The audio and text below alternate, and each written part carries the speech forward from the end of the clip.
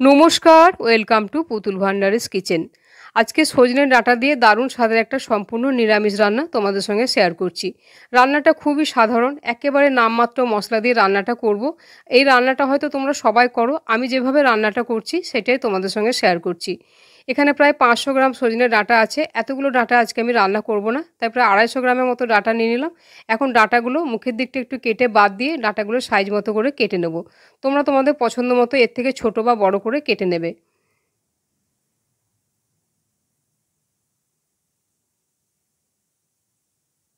এইভাবে আমি একটু লম্বা লম্বা করে কেটে নিচ্ছি। ডাঁটাগুলো খুবই কচি, তাই একসঙ্গে ধরে এইভাবে কেটে নিচ্ছি। তবে দু একটা এর মধ্যে দেখছি একটু মোটা হয়ে গেছে। আজকের রান্নাটা সম্পূর্ণ দেখার পর যদি ভালো লাগে প্লিজ একটা লাইক, শেয়ার, কমেন্ট করবে। আর আমার চ্যানেলে যদি নতুন হয়ে থাকো আমার চ্যানেলটিকে সাবস্ক্রাইব করে নেওয়ারও অনুরোধ জানালাম। সমস্ত ডাঁটাগুলো কেটে নিয়েছি। এখন আমি দেখে নিচ্ছি যেগুলো একটু একটু মোটা হয়ে গেছে, এগুলো যেমন একটু মোটা হয়ে গেছে, এগুলো এইভাবে হাত দিয়ে দিয়ে একটু করে আঁশগুলোকে এগুলো ছাড়িয়ে নিচ্ছি। এগুলো যদি একটু আঁশগুলো ছাড়িয়ে না নেওয়া হয় তাহলে ডাঁটাগুলো সেদ্ধ হয় না ভালো।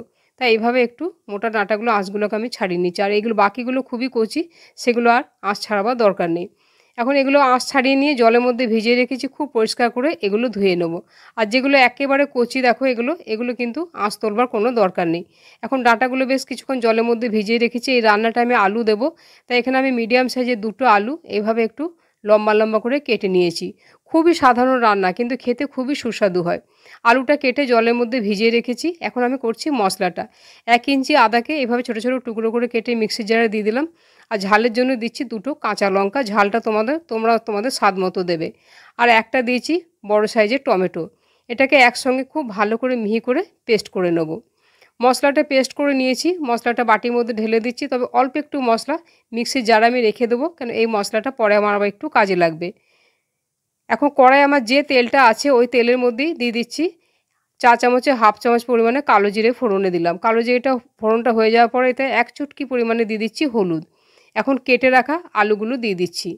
আলুগুলো দিয়ে নাড়াচাড়া করে আলুটা বেশ ভালো করে ভেজে নিতে হবে। আজকে সজনে ডাঁটা আর আলুর মধ্যে যে আমি একটা বিশেষ উপকরণ দেবো, সেই জিনিসটা দিয়ে তোমরা সজনে ডাঁটা আলু তরকারিটা করবে, দেখবে খেতে অসাধারণ লাগবে।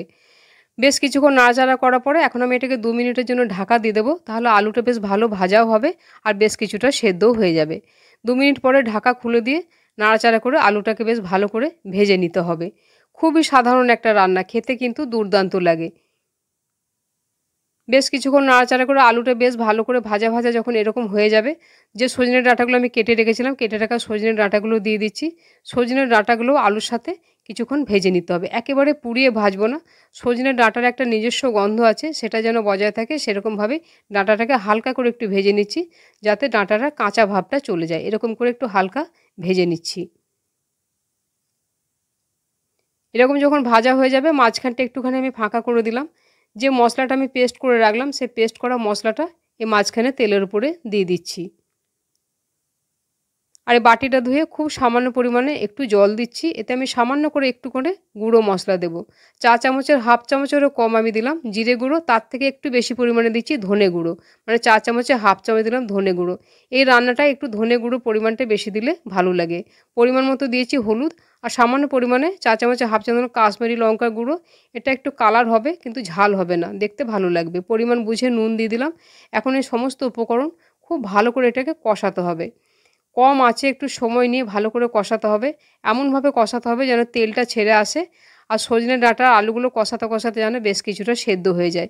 সজনে ডাঁটাটা এইভাবে কষিয়ে রান্না করলে সজনে ডাঁটার যে একটা গন্ধ, সেটা তরকারির মধ্যে খুব ভালোভাবে মিশে যায়। খুব ভালোভাবে এটাকে কষিয়ে নিচ্ছি।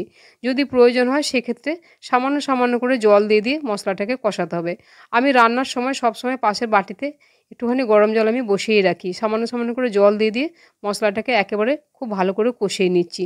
কষাতে কষাতে দেখো আলুগুলো প্রায় আমার অর্ধেকের ওপর সেদ্ধ হয়ে গেছে। এরকমভাবেই এটাকে কষিয়ে নিতে হবে। এখন আমি এতে দিয়ে দিচ্ছি পরিমাণ বুঝে গরম জল। এই রান্নাটা আমি একটু ঝোল রাখবো, তাই জলের পরিমাণটা একটু বেশি দিলাম।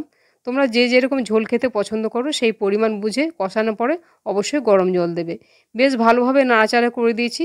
এখন এটাকে ঢাকা দিয়ে কম আঁচে এটাকে আমি রান্নাটা হতে দেব। আজকে যে বিশেষ উপকরণটা এর মধ্যে আমি দেবো সেটা আমি আগেই তৈরি করে রেখেছি, আমি দেখিয়ে দিচ্ছি। চায়ের কাপের হাফ কাপ আমি নিয়েছিলাম মুসুর ডাল। মুসুর ডালটাকে 2 ঘন্টা আগে ভিজিয়ে রেখেছিলাম। খুব পরিষ্কার করে ধুয়ে একেবারে জল ঝরিয়ে নিয়েছি। এর মধ্যে আমি জল রাখিনি, একটু মোটা করে এটাকে পেস্ট করব। আর মিক্সির জারের মধ্যে যে একটু মশলা আমি লাগিয়ে রেখেছিলাম এই কারণেই এই জারের মধ্যেই মুসুর ডালটাকে দিয়ে দিচ্ছি। খুব ভালো করে একটু পেস্ট করে নিয়েছি, একটু মোটা মোটা করে পেস্টটা করেছি, বেশি পাতলা করিনি। এখন এই মুসুর ডালের পেস্টের মধ্যে পরিমাণ মতো দিয়ে দিলাম নুন, সামান্য পরিমাণে একটু হলুদ আর সামান্য পরিমাণে একটু কালো জিরে, আর খুব সামান্য পরিমাণে একটু শুকনো লঙ্কার গুঁড়ো দিলাম। তোমরা চাইলে একটু কাঁচা লঙ্কা কুচিয়েও দিতে পারো। এখন এই সমস্ত উপকরণ খুব ভালো করে ফেটিয়ে নিয়েছিলাম। রান্না শুরু করার প্রথমে আমি মুসুর ডালের বড়াগুলো ভেজে তুলে রেখেছিলাম। তা কীভাবে বড়াগুলো করেছিলাম এখন তোমাদের সেটাই আমি দেখিয়ে দিচ্ছি। আর এই মুসুর ডালের পরিবর্তে তোমরা ছোলার ডাল বা মটর ডাল দিয়েও বড়াগুলো করতে পারো। খুব ভালো করে ফেটিয়ে নেওয়ার পরে প্রথমে আমি কড়াইয়ে দিয়েছিলাম সর্ষের তেল। একসাথে আমি তেলটা দিয়ে দিয়েছিলাম যাতে এই তেলেই রান্নাটা হয়ে যায়। তেল ভালো করে গরম হয়ে যাওয়ার পরে এইভাবে আমি বড়াগুলো তেলের উপরে দিয়ে দিয়েছিলাম। গ্যাসের আঁচটা এ সময় একেবারে কমিয়ে রাখতে হবে, তা নাহলে বড়াগুলো ওপরটা পুড়ে যাবে আর ভেতরটা কাঁচা থাকবে। বড়াগুলো এইভাবে আমি মাঝারি করে দিচ্ছি, তোমরা তোমাদের সাইজ মতো ছোটো বা বড় করে নিতে পারো। বড়াগুলো দেওয়ার পরে সঙ্গে সঙ্গে উল্টাই নিয়ে 2 মিনিট পরে বড়াগুলো উল্টে পাল্টে বেশ লাল লাল করে ভেজে নেব। মুসুর ডালে বড়া দিয়ে যে কোনো তরকারি খেতে খুবই ভালো লাগে। আর এই মুসুর ডালে বড়া গরম ভাতে ডালের সাথে খেতেও খুব ভালো লাগে, আর এগুলো শুধু শুধুও ভালো লাগে। বড়াগুলো বেশ লাল লাল করে ভেজে নিয়ে একটা প্লেটের মধ্যে তুলে নিচ্ছি। যে তেলটা ছিল ওই তেলে আমি প্রথমে রান্নাটা করেছিলাম। বড়াগুলো এইভাবে প্লেটের মধ্যে তুলে নিয়েছি। এখন আমি দেখছি রান্নাটা কী পর্যায়ে আছে। এটাকে আমি 5 মিনিট ঢাকা দিয়ে রেখেছি। এখন আমি ঢাকাটা খুলে দেখে নেব যেগুলো ঠিকমতো সেদ্ধ হয়েছে কি না। যদিও সজনের ডাঁটাগুলো খুবই কচি আর আলুটা কষাতে কষায় সেদ্ধ হয়ে গেছিলো, তাও দেখে নিচ্ছি আলু খুব সুন্দর সেদ্ধ হয়ে গেছে আর ডাঁটাগুলো খুব সুন্দর সেদ্ধ হয়ে গেছে। এখন বেশ ভালোভাবে একবার নাড়াচাড়া করে দেওয়ার পরে ভেজে রাখা মুসুর ডালের বড়াগুলো ঝোলের মধ্যে দিয়ে দিচ্ছি। বড়াগুলো দেওয়ার পরে ঝোলের মধ্যে খুব ভালো করে এটাকে মিশিয়ে দেবো যাতে বড়াগুলোর ভেতরে ঝোলটা খুব ভালোভাবে ঢুকে যায়। বেশ ভালোভাবে নাড়াচাড়া করে বড়াগুলো ঝোলের মধ্যে ডুবিয়ে দিয়েছি। এখন এটাকে আমি কম আঁচে 3 থেকে 4 মিনিটের জন্য ঢাকা দিয়ে রান্নাটা হতে দেবো, তাহলে বড়াগুলো ভালো সেদ্ধ হবে আর বেশ নরমও হয়ে যাবে। প্রায় 3-4 মিনিট এভাবে আমি ফুটতে দিয়েছিলাম। এখন আমি ঢাকাটা খুলে দেখে নিচ্ছি রান্নাটা কী পর্যায়ে আছে। বেশ ভালোভাবে মনে হচ্ছে সেদ্ধ হয়ে গেছে আর বড়াগুলো বেশ ফোলা ফোলা হয়েছে, খুব ভালো করে ফেটিয়ে নিয়েছিলাম আর দেখতেও বেশ সুন্দর লাগছে। ঝোলের ঘনত্বটা ঠিকই আছে, এর থেকে আর বেশি পাতলাও করব না আর বেশি শুকোবো না। এরকম ঝোল লাগলে এটা ভাত দিয়ে বা রুটি দিয়ে খেতে খুবই ভালো লাগবে। এখন আমি সামান্য পরিমাণে একটু চিনি দিলাম, ঝাল মিষ্টিটা তোমরা তোমাদের স্বাদ অনুপাতে দেবে। আর খুব সামান্য 1 চুটকি আমি দিয়ে দিচ্ছি গরম মশলা গুঁড়ো। সমস্ত কিছু দেওয়ার পরেও আবারও খুব ভালো করে নাড়াচাড়া করে মিশিয়ে দেবো। এইভাবে যদি তোমরা সজনের ডাঁটাটা এই বড়া দিয়ে রান্না করো, যে কোনো ডালে বড়া দিয়ে, দেখবে খেতে খুবই ভালো লাগবে। খুব ভালোভাবে এটাকে মিশিয়ে নিয়েছি। মিশিয়ে নেওয়ার পরে এখন আমি গ্যাসের ফ্লেমটাকে অফ করে দিচ্ছি। আজকের এই সজনে ডাঁটার রেসিপিটা তোমাদের কেমন লাগলো আমাকে একটা কমেন্ট করে জানাবে।